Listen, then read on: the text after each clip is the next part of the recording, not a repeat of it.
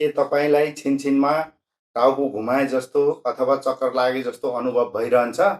अथवा चक्कर लाग्यो भनेर कहिले यहाँको कहिले उहाँको दबाई खाइराख्नु भएको छ? पक्नुस्।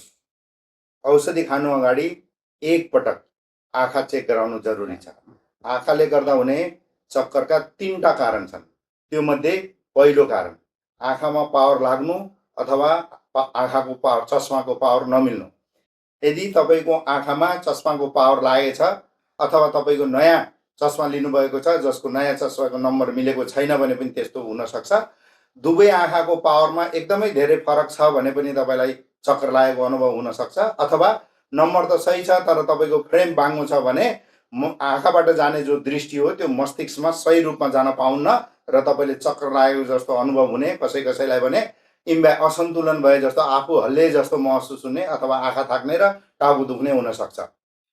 दोस्रो, आँखा सुक्खा हुनु या डिजिटल आई स्ट्रेन अथवा भिजुअल मोसन सेन्सिटिभिटी पनि भनिन्छ।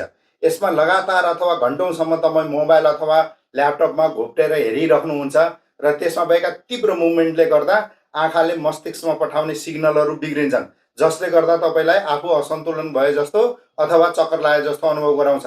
साथसाथै तपाईले मोबाइल अथवा ल्यापटप हेरिरहँदा तपाईको आँखामा सुक्खापन हुन्छ, जसले गर्दा बेला बेलामा अक्षरहरू नदेखिए जस्तो हुने, धमिलो देखे जस्तो हुने, आँखा पोल्ने, आँखा बिजाउने र टाउको भारी भए जस्तो हुने अथवा टाउको एकदम हल्लुका भए जस्तो बुम भए जस्तो हुन सक्छ।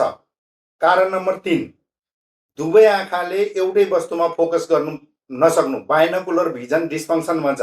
यसलाई दुवै आँखाले एउटा इमेजलाई हेर्नको लागि सँगसँगै फोकस गर्नुपर्नेमा यदि सँगसँगै फोकस गर्न सकेन भने त्यसलाई मिलाउनको लागि आँखाले एकदमै जोर लगाउँछ, जसले गर्दा आँखा एकदमै थाक्ने, आँखाले एकदमै कोसिस गर्ने हुने बेलामा कहिले कहिले दिमागमा इमेज दुईटा बन्ने हुँदाखेरि मान्छेलाई हिँड्दा पढ्दा कुनै पनि नजिकको काम गर्दा चक्कर लाग्ने, टाउको दुख्ने, वाक आउने हुन सक्छ र एकदम असहज महसुस हुने, टाउको भारी हुने हुन सक्छ।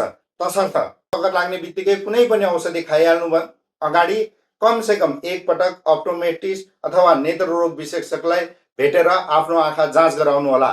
धन्यवाद।